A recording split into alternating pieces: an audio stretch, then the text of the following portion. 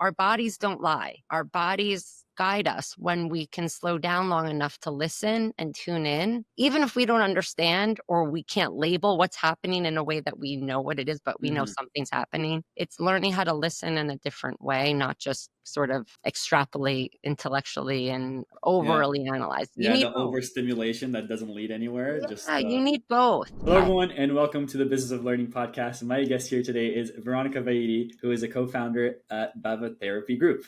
Veronica, I'm so happy to have you here today.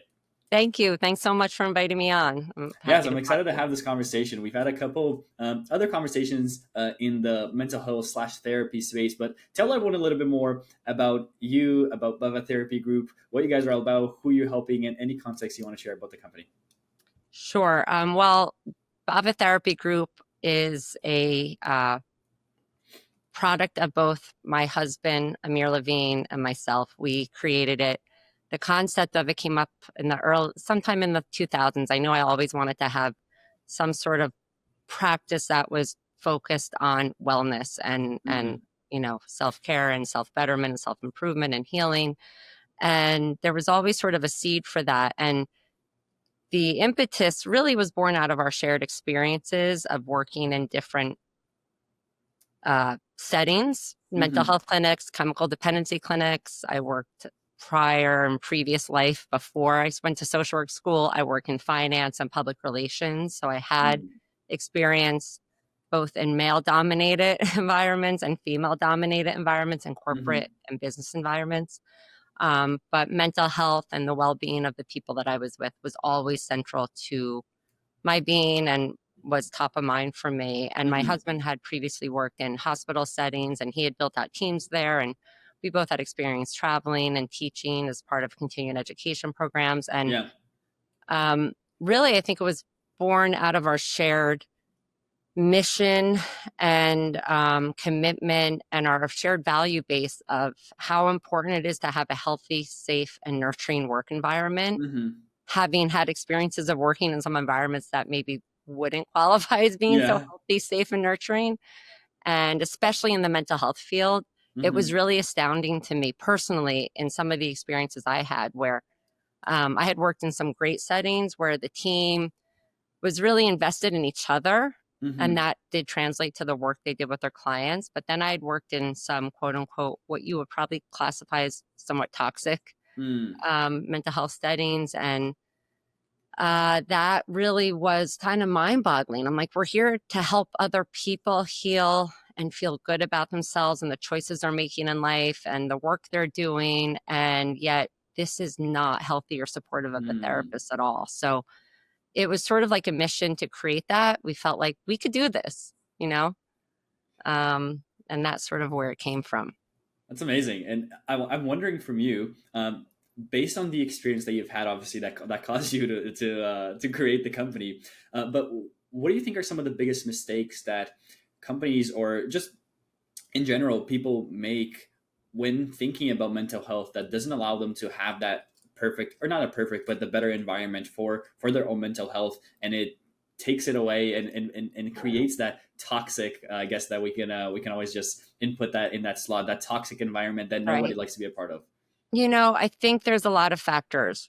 Um, I think when you start any sort of business, not just mental health, understanding what the value structure underlying why you're doing it. Yeah. Know what your why is. Yeah. If it's just for the bottom line and the numbers, that's going to translate very differently into Mm. that will translate into your corporate culture. Your values as to why you do anything Yeah.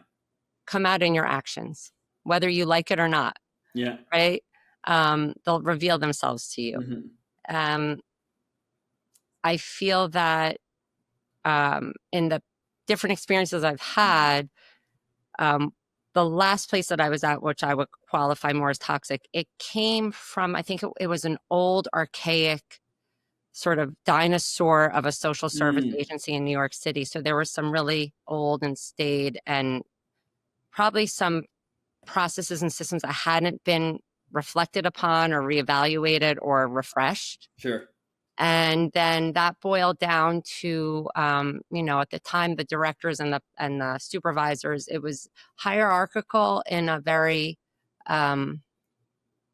it wasn't safe. It was like it was somewhat of a corporate culture where everybody was out for themselves Hmm. and covering their own position. So I don't even have to think about that. But when you ask about the problems, I think when people come into it with that individualistic mindset and Yeah. they're not thinking of the reality that the team is the practice. And, as a founder, as a leader, we're there to serve our team. Our Yeah. team is not there to serve us, Yeah. and I think that's a very important relational position and posture to have. Hmm. So, and I think it's born out of the personalities that are there. Yeah. Who you are feeds into the environments that you enter. So I think Hmm. some of the personalities had been there so I think so many people were burnt out too, quite honestly. No Uh, shade meant to them, but I think that some of the people that were leading were just really burnt out hmm. and were there getting a paycheck and didn't Just have feel the like bandwidth. comfortable in the day to day, just how we've always done I it, don't whatever think they else. had bandwidth to care about the team. Hmm. And it's funny because one of my good friends and myself, we were trying to galvanize a team and put together like we had meetings. We're like, how can we make our place better? We really tried to make this space better. And our director just was not receptive because they didn't have the bandwidth nor the interest. So Mm. we're like, okay, we're going out. And then I did my own private practice and my friend did her private practice. And All um, led to this. all led to this. So All led to it's this. all a Awesome. journey. Yeah, no, thank you for sharing that. And I'm wondering, I think a lot of, I think in a good way, mental health has become a lot more prominent in conversations. People are speaking more about it. They're more interested in how can I improve my own mental health. But I think it's on the opposite side of that same coin. It's become spoken about so much that people are kind of like losing the identity of like what it even means. Like, yes, I want to improve my mental health, but what am I actually improving? What do I have to do to improve it? What are some of the steps that I can take to make sure that that happens? So, what are your thoughts on how people approach improving their mental health and maybe some of the things that they do that don't allow that to happen or like obstacles along the way where they're like overthinking this entire process as opposed to just sticking to the simple things? Oh, that's a good question. There's a lot I could say about a lot of the different pieces you brought up. One, I think there's been such a proliferation of different mental health services, which is great. So the terminology, the thinking has entered more of the mainstream and has Yeah. become more commonplace and has helped to sort of reduce some of the stigma, which has been great. However, with the proliferation of different mental health services and social media, there's been a lot of sharing information, but as we know, widespread sharing of information, you can't always fact check or Hmm. know exactly that the information or the source is qualified or Yeah. clear or accurate. So there's a lot of self-diagnosing. There's a lot of misappropriation of titles and labels, and um, different terminology gets misused. Yeah. So I think one is understanding more about the accuracy and the facts of different labels, diagnoses. I don't think people should be so quick to diagnose, although labels and terminology and diagnoses help because they give us some sort of handle to hold on to as Hmm. to provide a direction where to go. If somebody's struggling and suffering and they read something on social media, they say, hey, that resonates with me. Oh my God, I must have this. This is Hmm. what I am. And then they slap a label on themselves. Yeah. Personally, I don't approach mental health and I don't approach diagnosing Mm. or the work. I don't look at anybody as a diagnosis or a label. Hmm. I think it's really essential for people to appreciate how complex we are as human beings. Mm. And I look at um, in terms of people who actually read something and they might be struggling, they might want to change, but they want a quick fix. Mm. So when you understand how complex we are, that can help you understand that there is not always a quick fix. There seldom is. Things Hmm. take work. It's a journey. And it's more about cultivating curiosity about yourself, Mm. being able to pause long enough to actually learn about Hmm. yourself, Like learn self about reflection. the Mm. self reflection, the nuances, and not be so quick to try to find a label, fix it, help Yeah. me, let me get better. It's going to take me, 2 months, 3 months. I don't know what's going to take. Hmm. Everybody's journey is different. Hmm. So it's about cultivating that capacity to Yeah. really self reflect. be curious, and Mm. face the hard stuff, face your vulnerability, face the pain. Look, Yeah. like I tell our team and other friends of mine and colleagues in the field, we joke, we're like, our job is about, hey, come on in, meet with us. You might feel a lot crappier and feel worse before you feel better. Yeah. And you might feel better. I can't guarantee it. I think I know what I'm doing and might be able to guide you there, but there's so many other factors that come into play. I can't actually really guarantee you, but I have a good suspicion that if you do this work, you will get to a different Yeah. place than you are in now.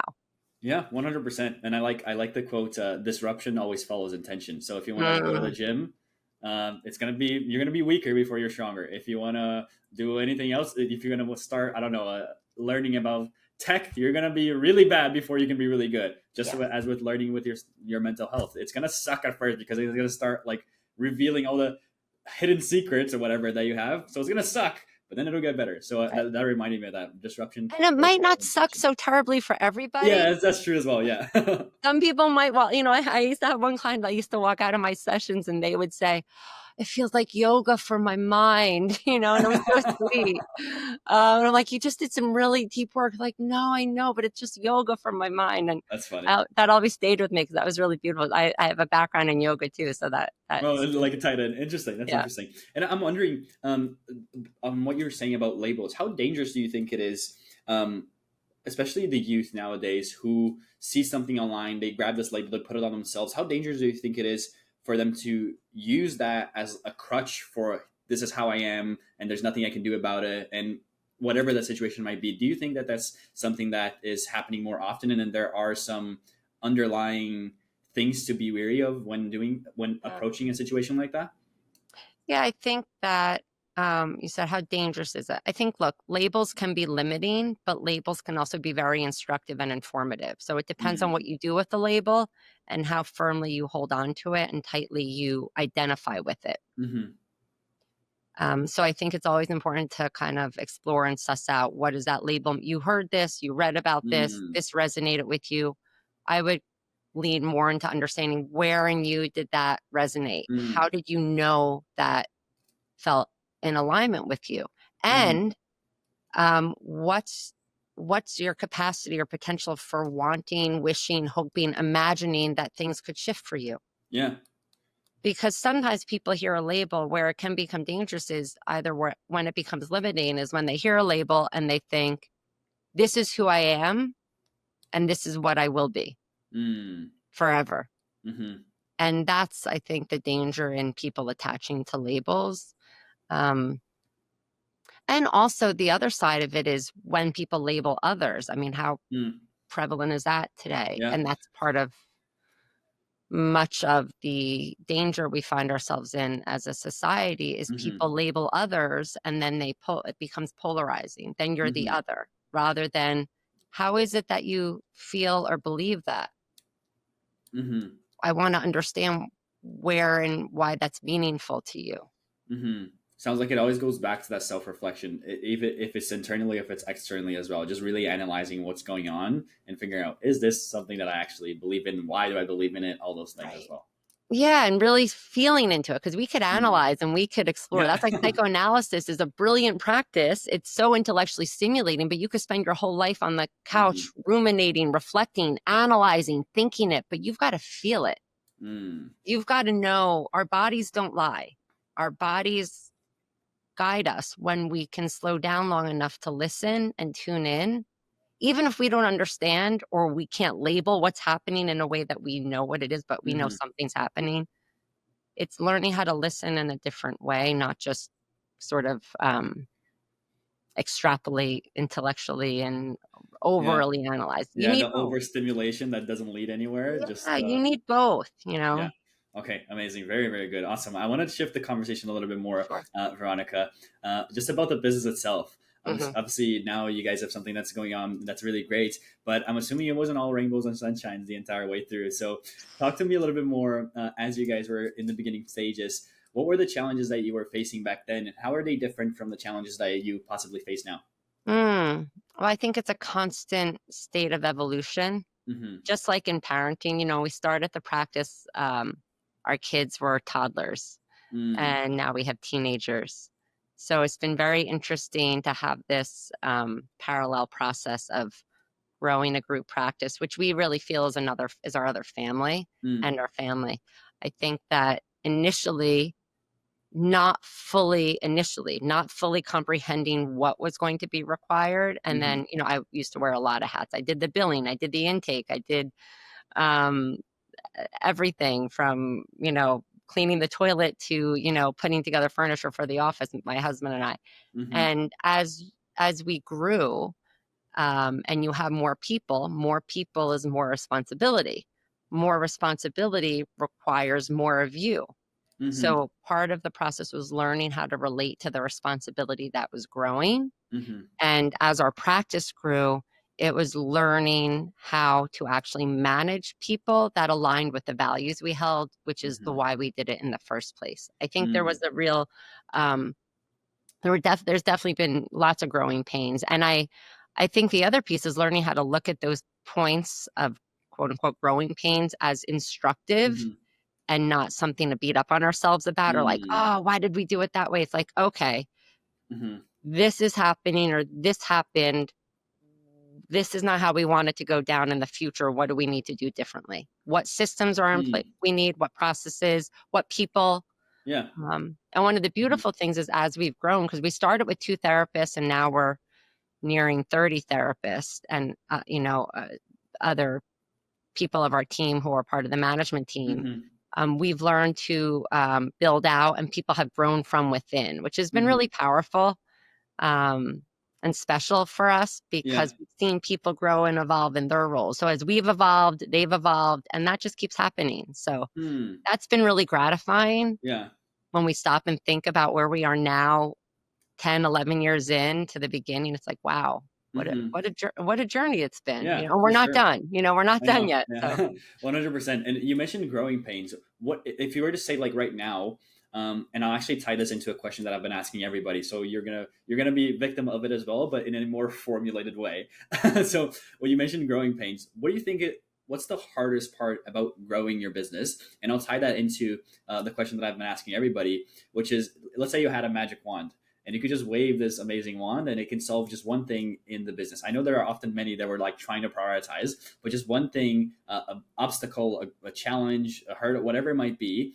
And by solving this one thing, you allow the business to grow to where you want it to grow. I think What's the the one thing that magic. you would like to solve? Oh, well, okay. I think if I could wave a magic wand, it would be to have multiple versions of like hologram versions of myself because I have more ambition and energy and Mm, wish to do more than I feasibly can. So mm, so time management, mm, we're always learning and refining time management. mm. So you're And looking at it actually, internally as opposed to yeah, I mean, it's more for me. I think with mm, the business is it's both an extension of us, my husband and myself, yeah. and our team. And there's always that conversation. So, like, for instance, we always do, and we started in later years of our practice to do an annual team satisfaction feedback survey. Like we need to hear from them. We want to hear from them. I want Mm-hmm, honest feedback about all aspects of the business. mm-hmm, And we take a lot of time to read those results and try to answer all the questions raised. mm-hmm, And we take that information to inform the choices we make in the year to come and going forward to the best of our ability. Um, so I don't think there's any problems that I would want to solve. It's just mm, keeping that. It more comes down to I wish I had more of me to do mm, the more that's required. So learning how to say, okay, this is what I can do today, and mm-hmm, whatever I can't get to, I'll get to tomorrow. So it's that pacing, time management, mm, um, and also the one just the challenges and people on my team who've been with us in recent years. I think having really trustworthy, insightful support outside support, such as payroll companies, mm, attorneys, um, financial planners, mm-hmm, compensation consultants, uh, HR people, like having that outside support because you really rely on them. And I don't know if our team um, we set it up so that I don't want our team of therapists to have to stress or think about anything beyond just their clinical work and growing as mm-hmm, therapists. mm-hmm. That makes Because sense. to be a therapist, it takes so much of yourself. You are your own best tool. So our job is to help feed them, provide the structures and the support that they need so that they can be their best version of themselves, Mm. and show up for their clients. So it's just, we're always corralling that. So Interesting.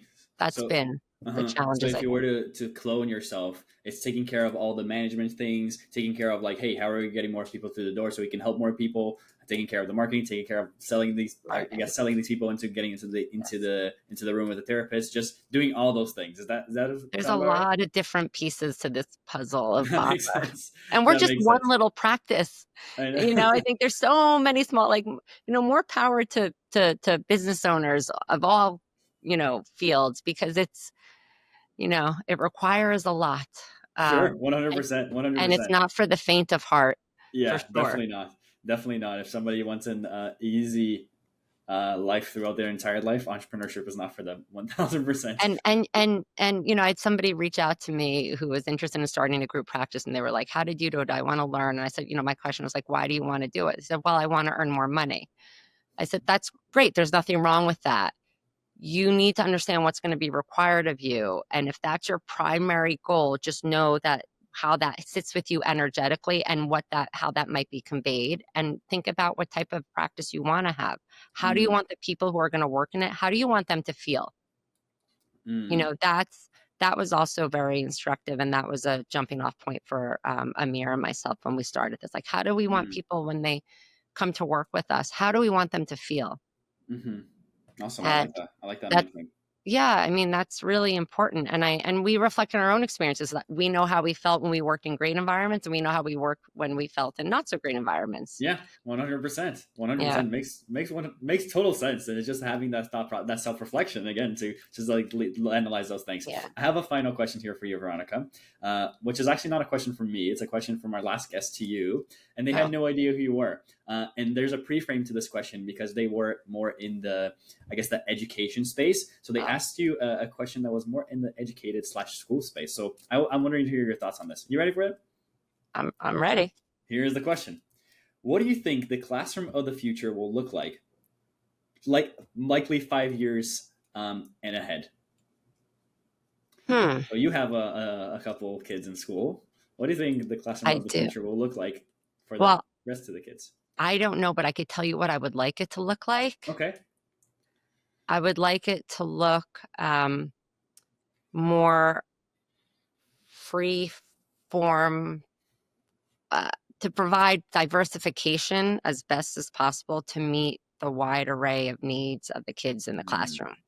Because I know there are certain kids who do really well in the current system of our public school system of sitting in a classroom, how many hours a day.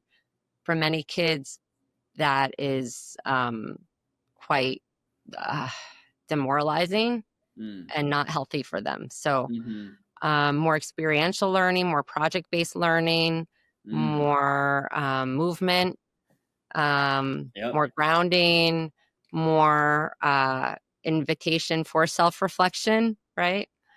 Yeah. Um, teaching to pass and take state tests. I'm speaking of public school because my kids are in public school, so that's what Sure. I'm familiar with.